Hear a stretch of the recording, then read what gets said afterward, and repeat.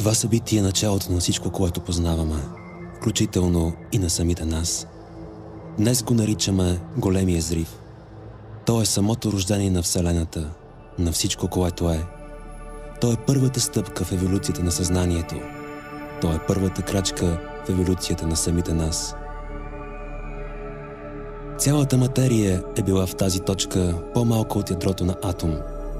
Целият безкраен творчески потенциал на необятната ни Вселена е бил натъпкан в това зрънце, божествена празнота, толкова невъобразимо малко, че науката и до днес не може да си представи как е възможно това да е истина. Феноменално, но факт. Има и нещо още по-феноменално в тази точка, по-малко от ядрото на атом. Всички ние, каквито и да сме, откъдето и да идваме, от каквото и да сме направени, сме били там.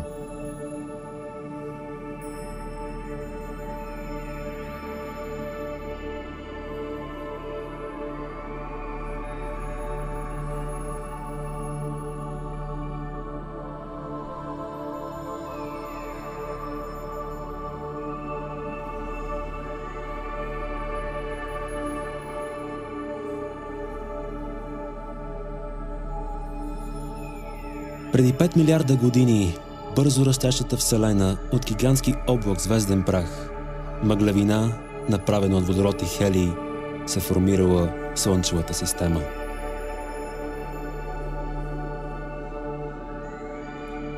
Скоро се появила и Земята, къс от Слънцето, който и до днес обикаля около своята звезда.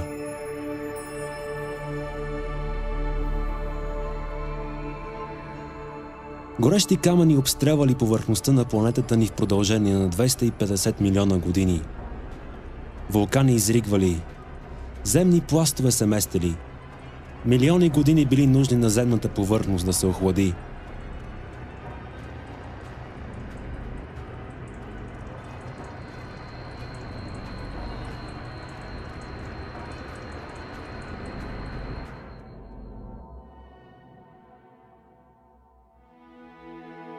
И тогава се случило чудо. Появила се първата молекула от 2 атома водород и 1 атом кислород. Тя постепенно започнала да формира сложни кластерни образования. Никой не знае със сигурност откъде е дошла, но тя е тук. Водата на Земята винаги е била толкова, колкото и днес. Сменя се единствено агрегатното й състояние и местоположението й. Тя е била единственото необходимо условие, за да може съзнанието, онова невъобразимо малко нещо, да еволюира в живот.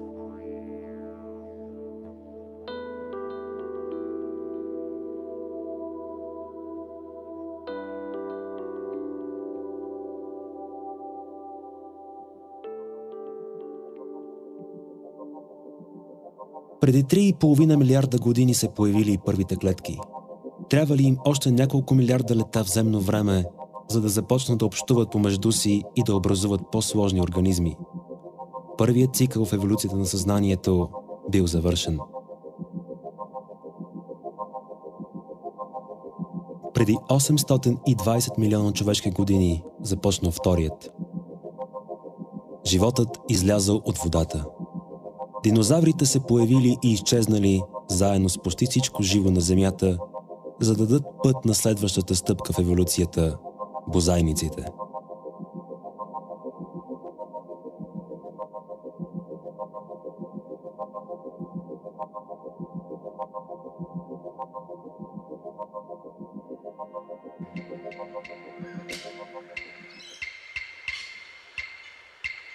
Приматите започнали да различават индивидуалността и формирали семейства. Преди 3 милиона години първите от тях се изправили и започнали да ходят на двата си крака. Появил се разумът и този цикъл бил завършен.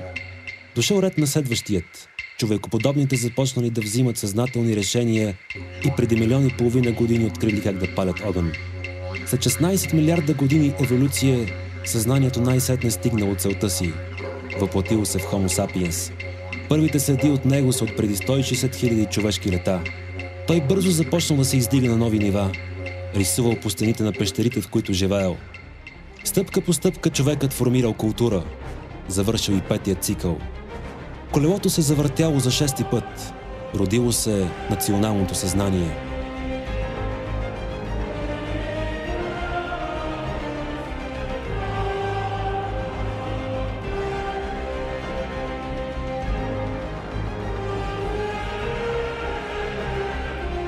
Възникнала една от най-великите цивилизации – Египет. Започнало първото коване на законът. Пророци и велики учители тръгнали по земята, за да покажат на хората пътя и да дадат тласък на следващия цикъл. Те подготвили краят на големите империи. Рим бил вече само история. Затворил се още един кръг.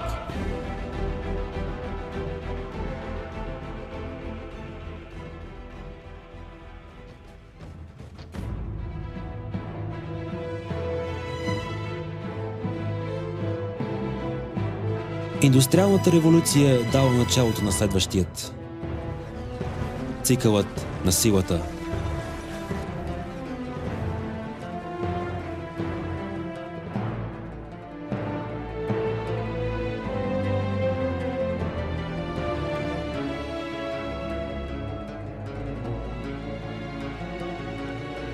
Преминахме през световни войни, депресии и глад. Този цикъл едва не ни погуби.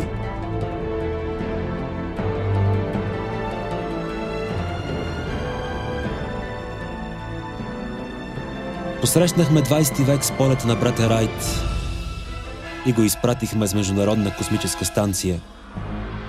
Човечеството се умножи многократно. Само за столетие населението се разрасна 5 пъти повече, отколкото за последните 160 000 години. Построихме фабрики, електроцентрали, градове и агломерации. Създадохме прогрес и се превърнахме в нищо. Толкова се опиянихме от силата на собствените си намерения, че забравихме нещо.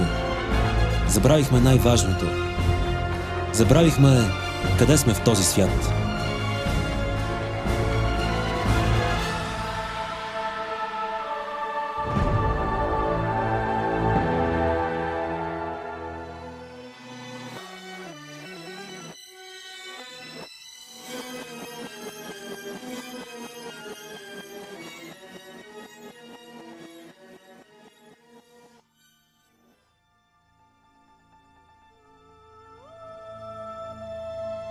Помните това, нали? Всичко, което днес е тук, е било там. Това, което сме днес, е свързано с този единствен миг, в който всичко е започнало. През цялото време сме свързани с този момент. Всички ние сме този момент. Защо мислим, че сме отделни от него? Истината е, че сме едно цяло с всичко останало. Ние сме очите на Вселената. Ние сме душата на планетата. Ние сме децата на самия Бог, каквото и да значи за вас тази дума. Еволюцията е инвестирала милиони години, за да се стигне до нас, до нашето ниво на съзнание. А как го използваме? Природата е създала толкова велика хармония в взаимоотношенията на всички живи същества, че е достатъчно само да я следваме, да се слеем в едно с нейната безгранична любов.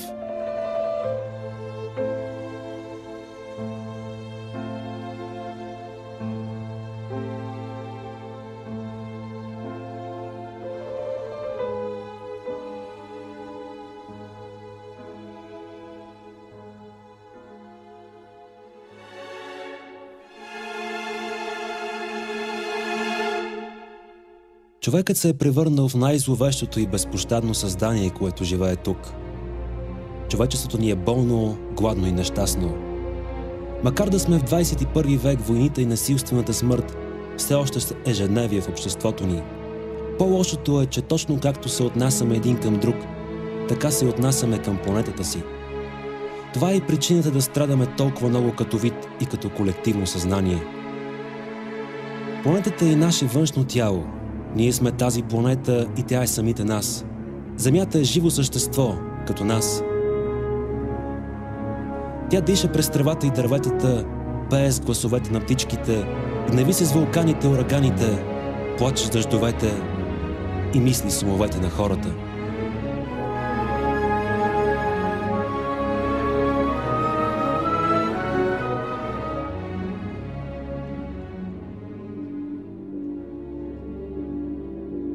Но кои сме ние?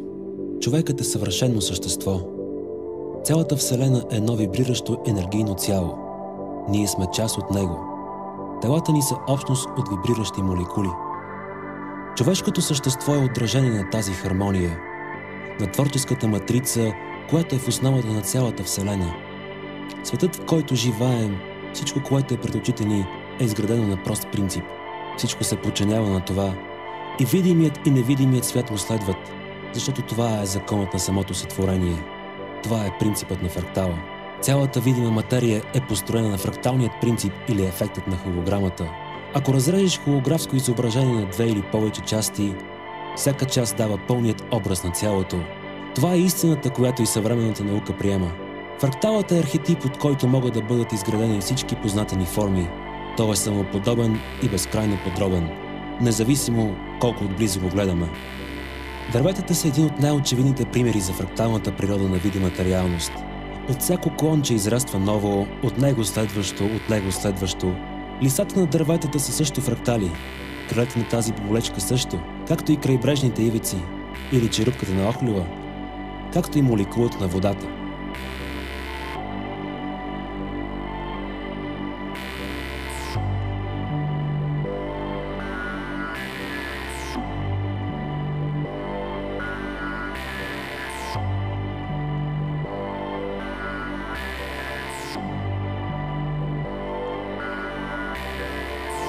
Интернет е фрактал.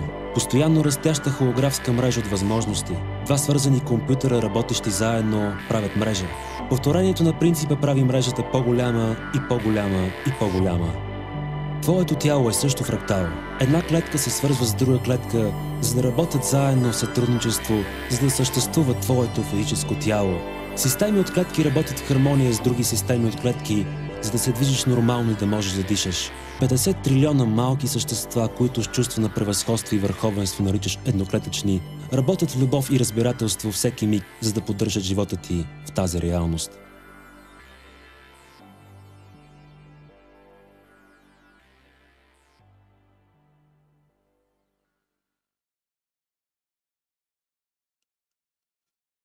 Значи трябва да се освободим от егото си. За щастие не. Съзнанието е инвестирало твърде много живот, твърде много еволюционни цикли, за да можем ние да осъзнаваме себе си като индивидуални и уникални същества със специални потребности. Не е необходимо да губим това.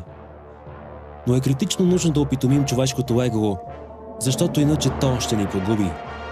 20 век беше повече от показателен. Съзнанието експериментираше с егото и го доведе до предела му, до ръба на неговото самоунищожение. Ако има нещо, което искате да знаете за този малък звяр, който се крие във всеки от нас, то е, че егото никога няма достатъчно. То винаги иска още, никога не му стига. Нито удоволствията, нито властта, нито разврата или страданието. Винаги му трябва още.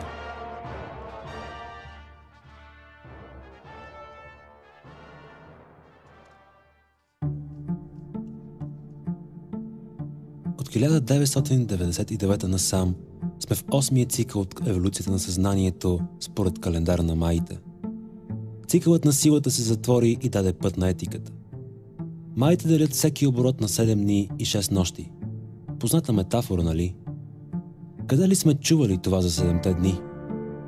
В майския календар новото започва да доминира над старото след 5-я ден, а на 5-та нощ то бива разрушено. При първия цикъл, клетъчният, на 5-я ден се формира Слънчевата система, а на 5-та нощ има 250 милиона години астероидна бомбардировка над планетата ни. При втория цикъл, на 5-я ден живота излиза от водата, а на 5-та нощ изчезват динозаврите, заедно с почти всичко живо на Земята. Неандерталците изчезват на 5-та нощ от 5-я цикъл, а Рим пада в 5-та нощ от следващият. Цикълът на силата също се предаде на 5-та нощ с Втората световна война, когато човечеството осъзна собственото си безумие, а в 5-та нощ от цикъла на етиката световната икономика се срина и обявихме криза. 5-та нощ от 8-я цикъл отмина. Етиката и любовта имат зелена светлина. Дано се окажем достатъчно подготвени за следващият етап, защото нещата се забързват много. Всеки следващ цикъл е все по-бърз, 20 пъти по-бърз от предишният. Промените, които за поколението на родителите ни ставаха за 20 години, днес се случват за една. При последния цикъл промените на съзнанието, които преди преживявахме за година, се случват за 20 дни. Ние всички сме част от великият замисъл на творението и колкото по-добре го разбираме, толкова по-добре ще се умеем да запазим равновесието в торнадото на еволюцията.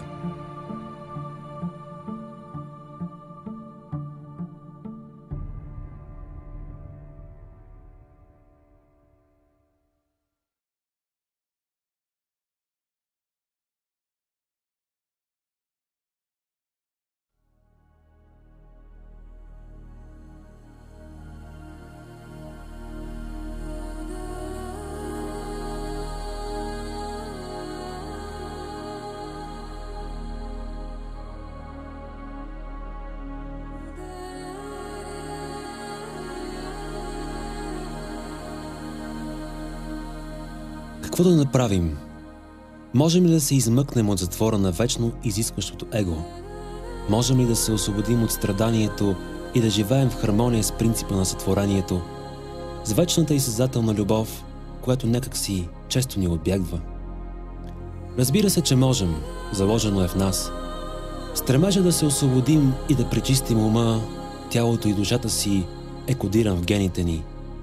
Чакал е нужният момент, за да се прояви масово. И този миг е сега.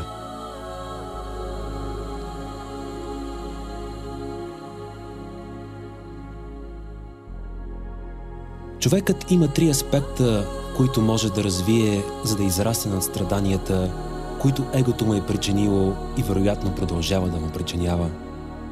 Това са 3 нива на опитомяване на егото ни – тяло, ум и дух. Няма друг начин да се освободим от личното и колективното ни страдание, освен да позволим на принципа на любовта и сътрудничеството да ръководи живота ни. А това значи да преодолеем разделението и отделността. Това значи да опитомим и превъзпитаме егото си и да отървем живота си от разрушителното му влияние, да го трансформираме съзидателно.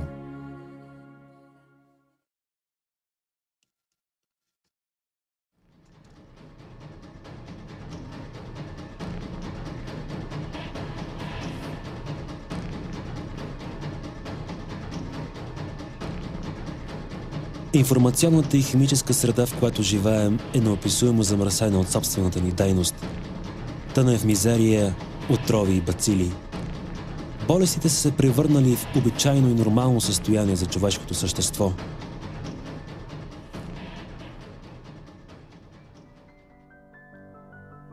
Така изглеждаме отвътре, когато се появяваме на този свят. Приличаме на коралов риф, чист и действен. Непокварено от желанията на егото за още храна, още алкохол, още наркотици, още страдание.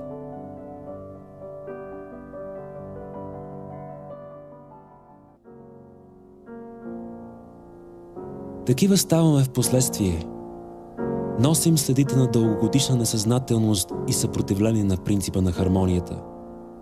Това са ефектите от практикуване на егоизъм или несъзнателност, както също се нарича.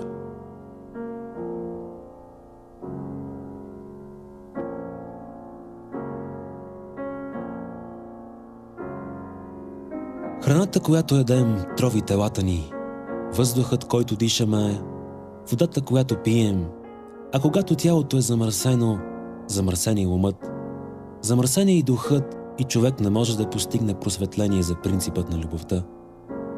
Токсичността на заобикалящият ни свят тежи и хвърля гъста мъгла над истината. Дърпа духа надолу. Тялото страда и не позволява на ума да се извиси и да познае истината. Токсините в телата ни са като перде, което стои между нас и прозрението за принципа на единството, т.е. между нас и свободата ни. Медицината днес разполага със средства за лечение на тялото ни, които ни правят още по-болни.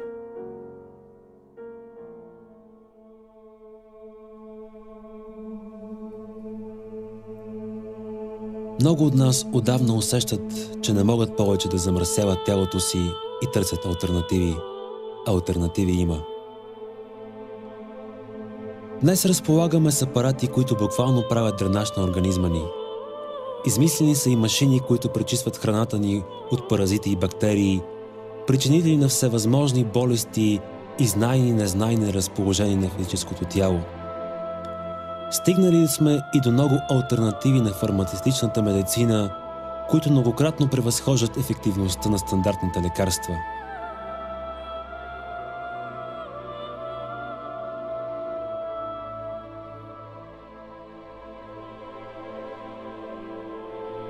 Можем да почистим земния си храм както по естествен път с различни билки и диети, така и с помощта на технологията.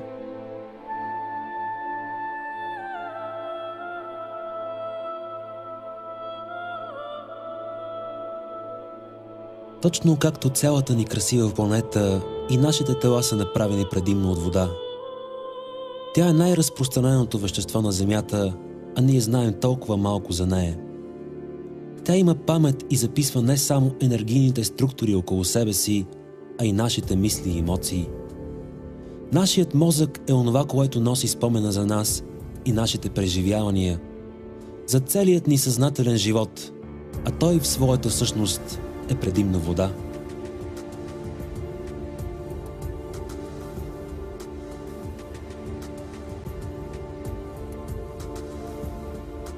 Учените изследвали проби от един от най-чистите извори на планетата днес. Местността Прорайма, някъде из Венецуела, и ги сравнили с проба от питейна чешмяна вода. Разликите в структурата на двете субстанции били толкова драстични, че изследователите били принудени да заключат, че това са две качествено различни вещества. Състоянието на водата в организма ни е състоянието на самия ни организъм. Разполагаме с необходимите технологии, за да се погрижим и за водата в дома ни. Разработени са различни уреди за структуриране на тази жизнено важна субстанция, така че да ползваме течност, необременена от енергийната токсичност на цивилизацията ни.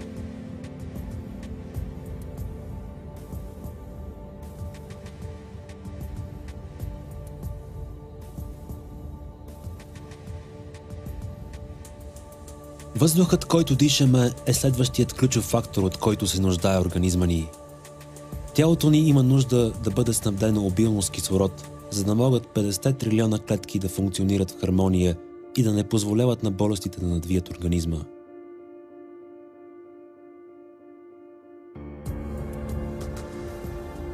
В йога има цял раздел, посветен само на дишането – пранаяма. Въпреки че за модерният човек е трудно да следва подобни стриктни духовни правила, дишането си остава фундаментът на нашия живот.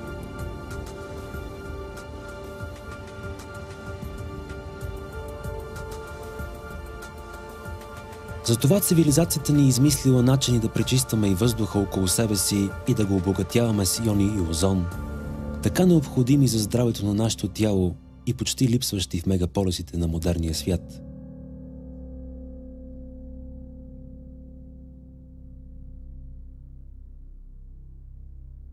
Човешкият организъм е съвършен, програмиран е да се лекува сам, да заличава всяка неизправност, появила се на пътя, но не може да го прави докато е замърсен. Така той е постоянно зает с чистене на токсини и никога не му остава време да се погрижи за симптомите, които започват да се появяват, когато тялото ни вече се препълни. Нуждаем се от чистота, за да можем да се възстановим по естествен начин, и това е първата крачка.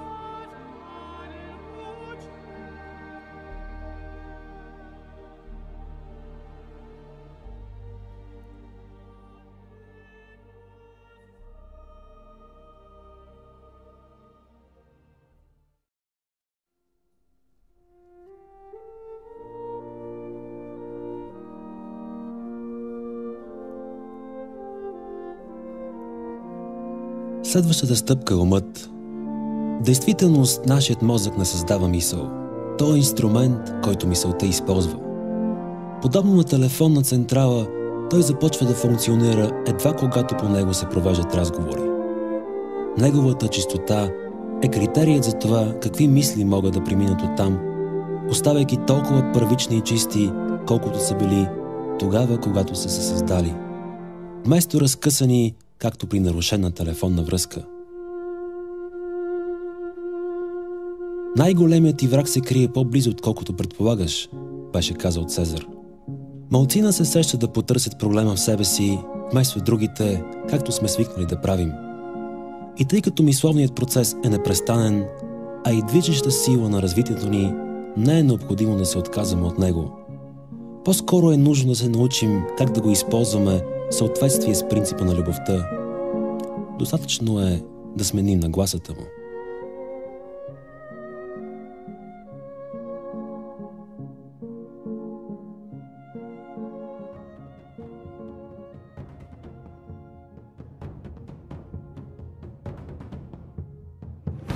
Егото е импулсът ни да искаме още и още и още. То е основна движеща сила в еволюцията ни, но има нужда от превъзпитание, защото отдавна сме му изпуснали юздите. Позволили сме му да контролира живота ни, мислите ни, решенията ни. Използва ни както си иска и за каквото си поиска, и дори се е научил да се наслаждава на чуждото нещастие.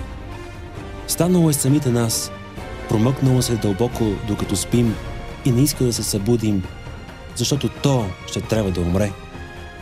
Затова започва да търси вина, търси я винаги в другите и ги хули.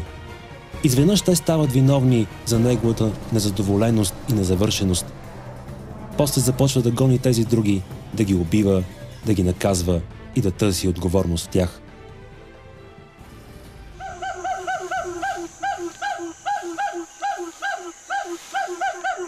Така действа механиката на лудата маймунка.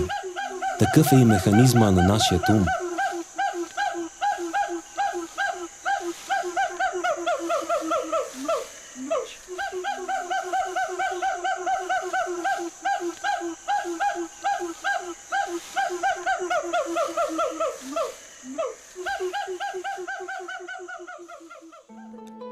Но той може да бъде трансформиран. Програмите за поведението му могат да бъдат пренаписани и разрушителното его да стане съзидателно. То пак има желания, които го тласкат напред, да иска още, да прави повече, да получава повече, но стремежът при него е вече друг. Той иска да получава, за да може да дава. И това е естественият цикъл на взаимоотношенията ни с Вселената. Човешката природа е егоистична и няма нищо лошо в това. Ако поставиш токсин до една клетка, тя се отдръпва от него. Ако сложиш пред нея храна, клетката тръгва към нея. Иска да получи удовлетворение на кодираната в нея потребност. Същото е и при хората. Ние винаги искаме да получаваме неща, нуждаем се от храна и вода, за да живеем, от секс, за да се размножаваме и да получаваме удоволствие, от вещи, с които да си служим, за да получаваме улеснение, от преживявания, които да ни носят още удоволствие.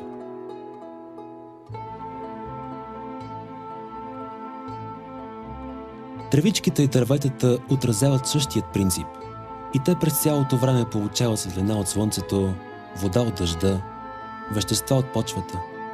Разликата между тях и нас е, че те не ги искат само за себе си.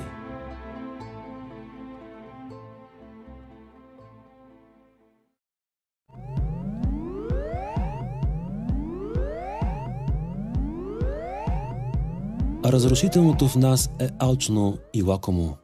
Иска всичко само за себе си. Съзидателното в нас от друга страна работи в хармония с принципа на сътворението, принципа на любовта. Той е в хармония с вечно даващия Бог. То черпи щастието си от възможността да дава, от привилегията да прави себе подобните си щастливи. За да може човечеството да преживее блаженство, било е нужно първо да преживее страдание. Това е смисълът на последните няколко цикъла в еволюцията на съзнанието. И там егото е било много необходимо на човека, за да създаде цялото това страдание, но не е било напразно. Father, forgive them. They know not what they do.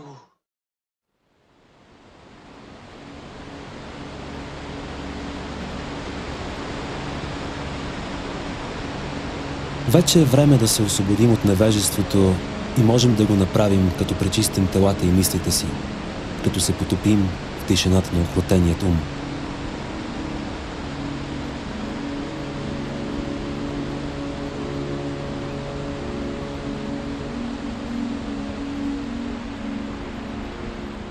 Такава форма придобил кристалът на водата, когато японският учен на име Масаро Емото поставил на проба H2O, бележка с послание любов. А такава е формата на същата проба, но с думите «ще те убия». Това причинява нашето негативно его на водата в тялото ни, когато привличаме и пазим мисли и емоции на страх, завист, злоба, неодобрение, раздразнение, ненавист. Представете ли си какво си причиняваме? Нямаме нужда от това.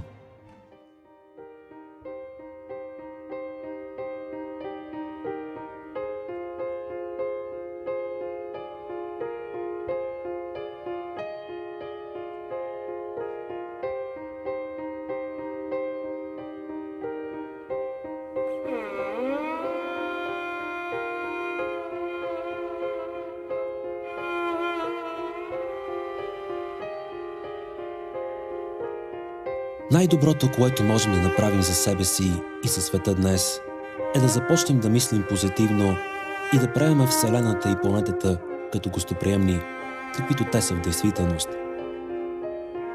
Време е да се освободим от илюзиите на разрушителното его, чиято цел е да създава страдание, за да разберем най-сетне, че животът всъщност е прекрасен и единственият смислен начин да се отнасяме към него е с любов. Затова след пречистване на тялото ни е нужно и пречистване на ума. Само така бихме могли да направим и следващата крачка, необходима за да се пробудим.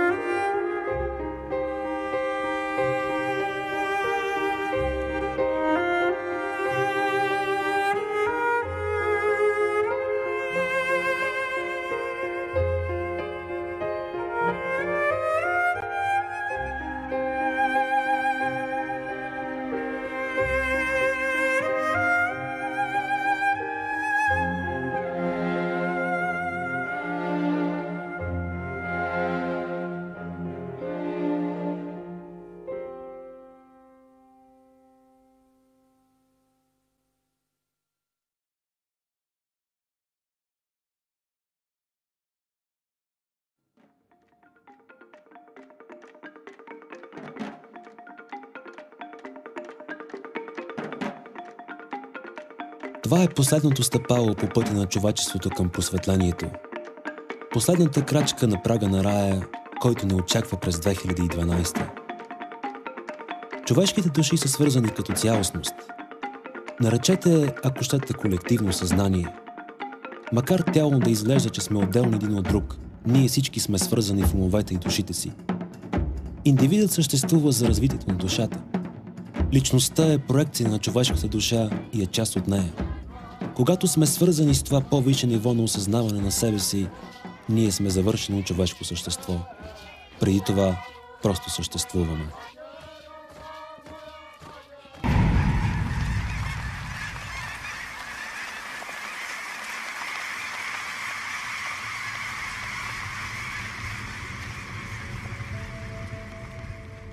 Спортистите в мигове на високи постижения и точни попадания също са свързани с душата. Вкарваш кош, когато не мислиш, просто хвърляш. Отбелязваш гол, когато не анализираш, просто действаш. Започнеш ли да мислиш откъде да ритнеш топката, пропускаш вратата. Гениалните открития се появяват единствено, когато човек е свързан. Прокрадват се само в състояние на немислене. Не случайно някои от най-великите открития, като Менделеевата таблица и структурата на ДНК, са направени на сън, когато мисълта е притъпена или напълно отсъстваща.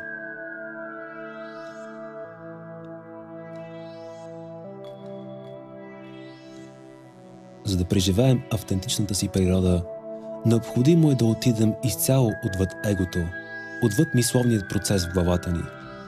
Независимо дали диктовката му е негативна или позитивна, не можем да почувстваме душата си, докато сме потопени в информационният шум на ума. За да се свържем с вечният извор на негласната истина, с душата си, е нужно да постигнем състояние на безмисли.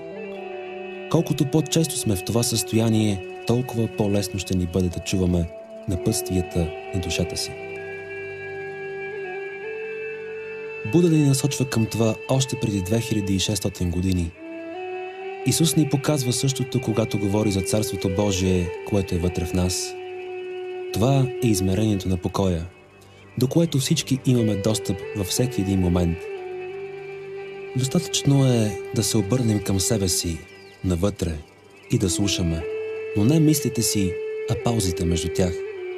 Да чуем тишината. Между всеки две мисли има празно пространство. През него говори душата. Тя не използва думи. Тя шепне през сърцето ни. Гали ни с усещания. Води ни към истината за себе си със шестото ни чувство. Изпраща ни любов през паузите между мислите ни. Подсказва ни, че сме част от нещо много по-голямо от самите нас. Нещо велико. Казва ни, че е време да се събудим, защото такава е ролята ни в торнадото на сътворението и сега е моментът да се включим в играта съзнателно. Отредено ни е от Вселената, от еволюцията, от самия Бог. А и точно това е, което искаме всъщност. Искаме вътрешен мир и спокойствие. Искаме любов, искаме разбирателство и вдъхновяващи взаимоотношения с околните. Искаме здраве и пълноценен живот. Искаме да сме в хармония с окръжаващия ни свят. Искаме да бъдем щастливи и ни е позволено да бъдем, ако сме готови. Да освободим света поне от своя негативизъм и егоизъм, доколкото можем. Всичко е свързано така или иначе и всичко се връща. Всяка ваша мисъл, всяко ваше действие или бездействие афектира цялата среда и тя ви отвръща със същото.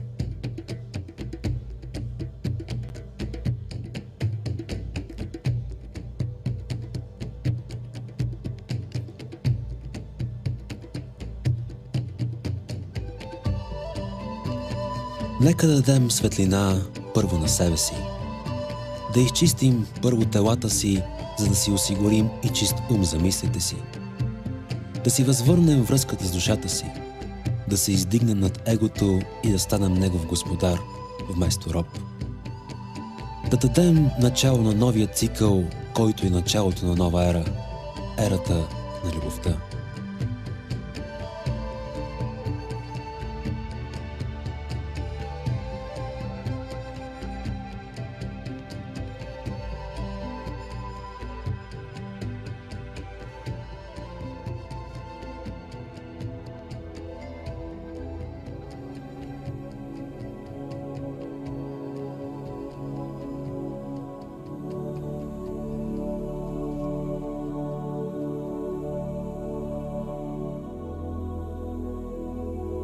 Това ни чака през 2012. Не краят на света, а океан от любов, божественост и щастие.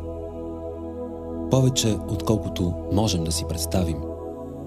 Толкова, колкото и дедите ни не са и подозирали, че е възможно Вселената да крие. Златен век, епоха, цяла нова ера идва за хората и ние сме истински щастливци да сме тук сега, на самият праг. Разделението бавно умира. Ражда се философията на единството. Това е исторически момент за цивилизацията ни и всички сме част от него сега. Нещо повече. Осъзнаваме го. Това е следващото ниво в еволюцията на съзнанието, деветото и последно стъпало в еволюционния процес. Човекът, сътворец на реалността, рамо до рамо със Създателя, с принципа на любовта, баланса и споделянето. Даден ни е много прост избор. Да се съпротивляваме на процеса или да му позволим да се разгръща в живота ни.